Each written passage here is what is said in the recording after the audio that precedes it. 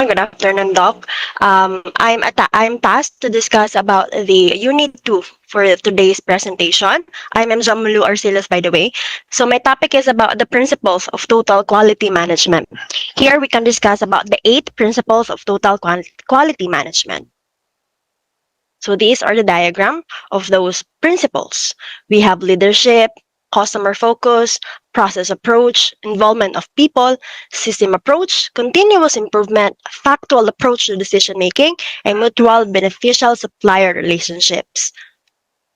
But before that, let's go back a little bit. So yeah, Doc Pizarro is correct. The whole presentation is very long, so I would like to go to define again what is a total quality management. Total quality management is a management technique based on the idea that all employees continuously improve their ability to provide on-demand products and services that customers will find of particular value. So the QMS or the quality management system principles don't just underpin quality systems across the globe. They're also the foundation of good business practice, regardless of industry or sector. By following them, you can ensure that your business is well organized and efficient, the very definition of a total quality management. So first principle that I will be discussing today is the customer focus.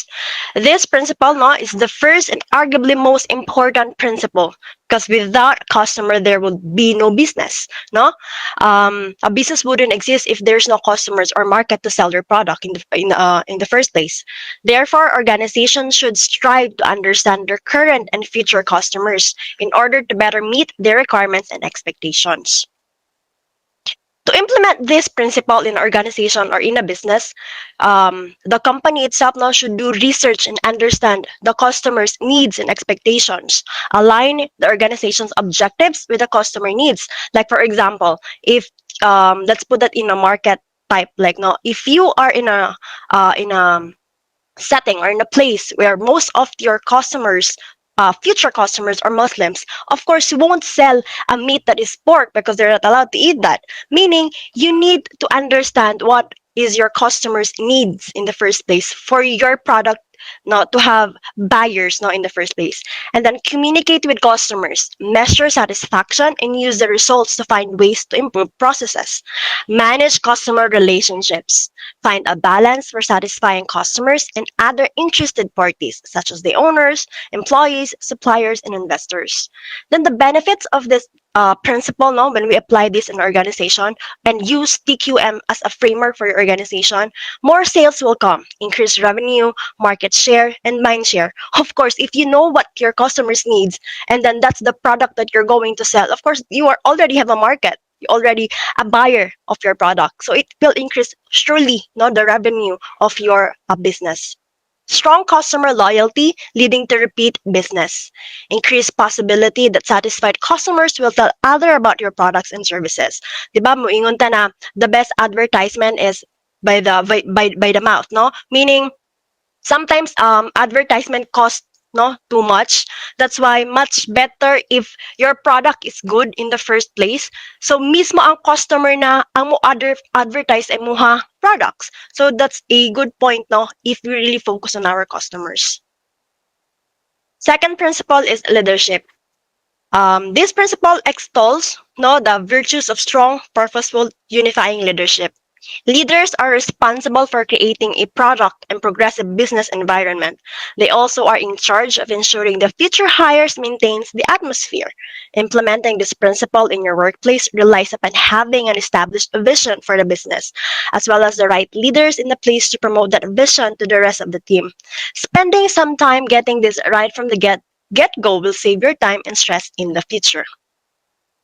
By the way, I would like to ask no the group, do you believe na in a organization or in a business there should really be a leader for that organization to be successful? Anybody? Hello? Do you think Yes, You may yes, can I you have may raise your hands, guys. There is a raise hand button if you would like yeah, to share your Miss Rodora? yes, I believe so, Ma'am Ems. There should be a leader, but that leader should also have a quality of, being a good role model to the subordinates or the followers, because being a good leader is not, you have to show them that you do what you talk, so that they will follow you. Oh, yeah, that's good. No, meaning, for to be an effective leader, you must be a good example. But is there a difference between a leader and a manager? As with regards to the talk that I had yesterday, leader, like leader and a manager, somehow they are similar, but leader, I think, is someone who can also be a manager. A manager is a manager, but a leader can be a manager. Are you getting me? Yes, yes, yes. How about you, Mr. Tudtud? Do you have any idea? I see your hand raising. Yes. Ah, yes. For me, a manager is the one that focuses on planning, organizing, or coordinating resources to manage tasks and deliver results. While a leader should have the qualities that will inspire, motivate, and influence those on the ground to work on to reach the desired goals of the organization. That is correct. Actually, if you want to be a leader, you doesn't need to have a position just like a manager. When you're a leader, you inspire the people around you to do good things towards reaching the goal of your organization. Thank you for your 2 cents, Mr. Tudtud and Miss Rodora. And next principle is about process approach. This principle, no, it's about adhering to processes is critical in quality management. Processes ensure that the proper steps are taken at the right time to ensure consistency and speed up production. So, how can we implement this principle in an organization or in a business? First is use total quality management tools such as process flowcharts. It has been discussed a while ago that these flowcharts define and delineate clear roles and responsibilities so everybody knows who does and what at certain times. So if you follow or use the framework of total quality management in an organization or in a business, these flowcharts will help for everyone in the organization to identify their roles and part in terms of their contribution to achieving the goals of the certain organization. Next is to create a visual action plan. So everybody can easily see the specific activities that need to be completed to achieve the desired result. This visual action plan actually is a very helpful tool in identifying if your organization is towards to achieving your goals or backward uh, going to failure if not achieving your goals. Next is analyze and measure current activities. With this, to see where improvements can be made or where steps in the process are creating bottlenecks. Just like with the visual actions, you can identify what are the threats or costs for your organization not to meet your plans or your goals in the future. Lastly, is to evaluate the impact your processes and activities may have on your customers, suppliers, and all stakeholders. Benefits of this principle: it makes your development and production cycles faster. Of course, you already have visions, or diagrams of what are your organizations are going through. With this process approach, you can see that your organization is on the right track within the time frame you're set for your plans. Visual actions, it's a action plan that has been taken out of the computer and put that on a display or in a picture or a diagram for easy access for your activity, to evaluate or to monitor your activities if it is on a success path or you're going to the negative side of being a failure of your activities or your goals of your organization. Next is more consistency and predictable outcomes, and it also focus on continued improvements and success. Next principle is people involvement. You can't increase productivity, processes, or sales without the total commitment of employees. Actually, this principle is considered as key to success because though you have customers, because you follow the principle or the first principle, which is customer focus, you have a good leader, but you don't have people, no, to do the actions for your organizations. You don't have manpower to do the actions. Your business won't go any further. No, so this people involvement or your employee what do you call this one? Your employee commitment, no, is a key to success. Without empowerment of your people, I don't think so there will be a coordination or participation of your people. That's why, the key benefit of total employee commitment, it increase employee retention because employees are motivated, committed, and actively involved in working towards customer satisfaction. Individual and team innovation and creativity in problem solving and process improvement. Employees who take pride and accountability for their own work, enthusiasm for active participation and contribution to the continual improvement. And here now, how can we apply this principle in an organization or in a business? Of course, there should be a clear communication among the member of the organization. You acknowledge the importance of each individual contributing to the completion of the product or the completion of the goal. No, stress that each team or individual accepts ownership not only for the good things but also they are responsible for their own actions, and give them responsibility and opportunity to solve problems when they arise. Encourage employees to self-evaluate performance against personal goals and objectives, and make modifications as necessary to improve workflow. I would like to ask, no, kasi kita tanan man jud for sure, we are all employees, part of an organization. Do you think this principle is really the key towards success of a certain organization? Anybody? Aside from the both of you, anybody? I think you're the only two who listen to my report. Your report is actually very interesting, Ems. Oh, thank you. Because me, as an employee itself, I know how important not to be recognized in your organization. Anybody? Let's share opinions here. So we will be an interactive, report. Yes, Miss Lacerna. By the way, Miss Lacerna is, correct me if I'm wrong, a supervisor in one of the private hospitals here in Masin, correct? Yes, ma'am. Ems. So I want to Uh, hear the perspective of the top level management here. Over sa top level.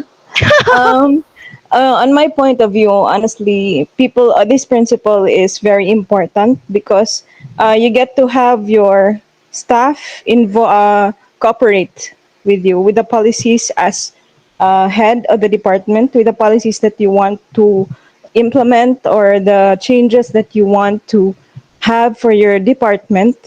If you want to involve or if you want their cooperation, you need their voice also, so that they will cooperate in whatever you want to implement for them for the improvement of the department. And in my experience, if there are certain what do you call this, like um, problems, let's say, as an easy term, if there are problems, then they point out this one and this one, mom, we have a problem. If you try to ask them, what do you think is a solution? Or if you want to involve them of the solution to the certain problem that they raised, then and you hear their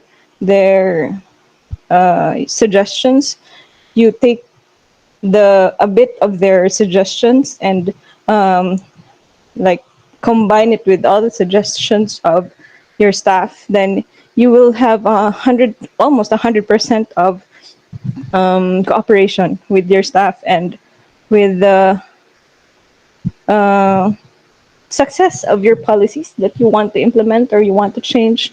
Then you will have a what do you call this, quality care for your patients and harmonious relationship with everyone in the department. Thank you for your share of knowledge, ma'am, no, about how important is people involvement in a certain organization. Because the way, no, ma'am Lazarna explained, is somehow like a democratic leadership. In that type of leadership, you asked what is your people's opinion. You don't make a haste decision not because you're the leader or not because you're the head or the head of your organization. You seek consultations from your people, because in organization to be a success, no man is an island. You need people cooperation, no, towards achieving the goal of your organization. So just like what I've said, this principle, no, is key to success of a certain organization. Um, it also gives you more ideas, no, you can more ideas towards, no, on achieving your goals for your organization itself. And here also, in implementing this principle, we encourage people to continually seek opportunities to learn and move into other roles to increase their knowledge, competence, and experience. No, meaning we let our staff or other our staff to explore out of their comfort zone, no, so they will gain more knowledge and experience that somehow will contribute positively to the organization, and create an environment where employees can openly discuss problems and suggest ways to solve those problems, meaning there should be an open communication among the members of the organization. Fifth principle is the systematic approach to management. This principle is linked to the previous one, which is the process approach. No, the systematic approach is somehow related to the process approach. This principle is linked to the previous one, like what I've said, the process approach, and argues that identifying, understanding, and managing processes using a clear system will help to streamline your business by ensuring that team members are dedicating the right amount of attention to key tasks. You will eliminate wasted time and make your business more efficient. Plus, it looks great for prospective new clients when your business is organized. Of course, if your prospective client, no, will see that your organization is well prepared, organized, of course they will be attracted to your business, no, and it's a win-win situation for everybody. How to implement this principle? First is we provide your people with proper training, like what I've said, no, in the people involvement. Encourage your staff, no, to gain more knowledge, no, and be out of their comfort zone to experience more, no, for additional knowledge para sa ilaha, and resources that will help them complete their individual steps in the process. Continually improve processes and products and upgrade equipment as necessary to reach goals. And the benefits of this includes an ability to quickly identify, react, and fix processes, bottlenecks, or breakdowns. Overall, improve organizational capabilities and improve performance. How this principle connected to process approach? Of course, when you say process, we follow a systematic approach like this principle. If you want your organization to follow a certain process towards success, no, in achieving the goals, when you say process, there's a step you follow, right? So in order for this process to be a progressive one, no, we must use a clear system to check that we are really on the right track towards our goal. Sixth principle is the continual improvement. Somehow, as you can see, no, related sila with the other principles with this continual improvement. Ato siya i-add, balik ta nga to sa ato usa na systematic approach na need og training ang mga employees. Same with this, to continual improvement. As the old saying goes, if you're not going forwards, of course, you are going backwards. A business should always be pushing for improvements, continual improvement to make sure that your company is still producing a quality, no, services or products. Because if you're not, you cannot bet that your competitors will be, no. Meaning, if you are not on that track, no, to improve, to continually improve the quality of your services, I think mapag-iiwanan ang imuha business or ang imuha services. Continual progress is a permanent goal of any successful organization. So to be a successful organization, you must make sure that your organization is having this principle, no, applied as a framework, no, na dapat improvement in terms of services. Dili ka makontento to what kind of services or products you are serving to your customers. Like what I've said, diba, kung customer focus ka, you do research and you check what your customers need. Same with this, no, dapat makigdungan ta sa unsay kinahanglanon sa ato market. We need to improve our services to make sure na ang ato client dili mapulan sa ato services na gi-provide, no? And allows the market leader as you'll be the one setting the agenda rather than playing catch up to your competitors. Syempre mas maayo kita ang model sa lain natong competitors, no? Unlike nakita mo apas nila, much better na we think ahead of them, no? Few steps ahead of them through continual improvement of our services, our staff, and our products.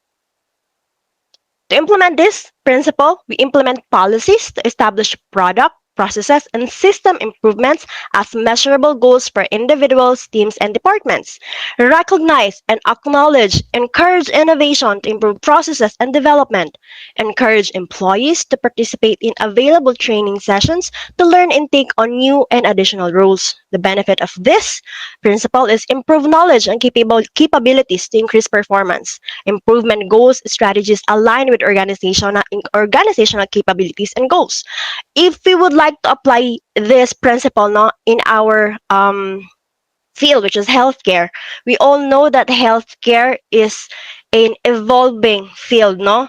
Meaning, kung unsa ato learning back then, late na to siya. We need to improve our knowledge along, no, with the evolving technologies, evolving information and knowledge sa ato a field. Anybody who could share what kind of continual improvement experience you had, no? Anybody? Yes, Miss Onabia. Yeah, I could actually relate with this continuous improvement because we usually handle chemotherapy patients in our unit. But the thing is, those patients actually have their own room, so which means they are also with their significant others or accompanying with them. So we do the treatment for the patient. At the same time, we also do hydration for their SOs. So we do the, IV infusion for the SOs, IV drip. It's actually like a multivitamins. That is an immunobooster. So instead of the unit giving chemotherapies only solely for patients, we also cater the needs of the SOs. So it's like they are in the same room having the same thing of infusion, but a chemo and an IV drip for them. Yes. So it's like our unit is not having only profit from the chemotherapies, but we also get profit from the IV infusions that we give to the accompanying. Yes, thank you for that shared sa imuha current karon na environment sa imo work, ma'am, no? Anybody? Wala ba mo niagi og mga, 'di ba, we do have CPDs, continuous learning, no? Para maka-renew ta sa ato license. Don't you think what's the importance of that?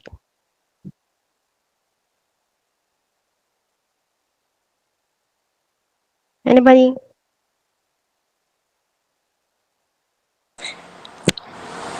Wala? Aside ni Ma'am Unabia?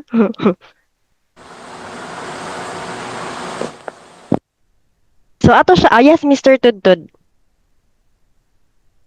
Like what you've mentioned, the importance of CPD or the continuous professional development is for us to be uh, to enhance our knowledge, to for new trends, to update ourselves for new trends in the practice of our profession. And previously, sa ako ang previous nga gitrabahoan nga hospital, every month we do have a evaluation in different areas of the hospital, and then the the evaluators would look for innovations and all, and after that they would also conduct a kuan ma'am a somewhat an exit interview, or for them to know what we need from the ground, or the support that we need from the management. Thank you. Yes, thank you, sir. Tudtud, no? The importance of this continual improvement is to be updated sa unsay bag-o na knowledge karon, no? Kaya ang standards sa lain-lain magbago magod, like say for example, no, ang best example here is the unang yakap concept. Back then there's no unang yakap. I graduated na amo binuhat is wala mi anang concept sa unang yakap. Paggawa sa baby paligo dayon. But now with the concept of unang yakap, um ma-add nato siya as a continual improvement. Kay naa natay mga bagong ideas, why do we need unang yakap in the first place? 'Di ba? Before pakaliguon dayon ng bata, but now, no, in the unang yakap concept, dili na sila angay pakaliguon. We have to wait for at least 6 hours, no? Paggawa sa baby. Why? To prevent hypothermia. With that, no, naatay bagong knowledge na mahibaw-an through the continual improvement. There are researches na maka-improve sa ato knowledge. And this with continual improvement, kung ang ato mga staff matagaan og chance, no, to go under training and to improve their knowledge, ano, to explore more outside sa ilang comfort zone, maka-add na siya, contribute, no, positively sa growth sa ato organization. Seventh principle is the factual approach to decision making.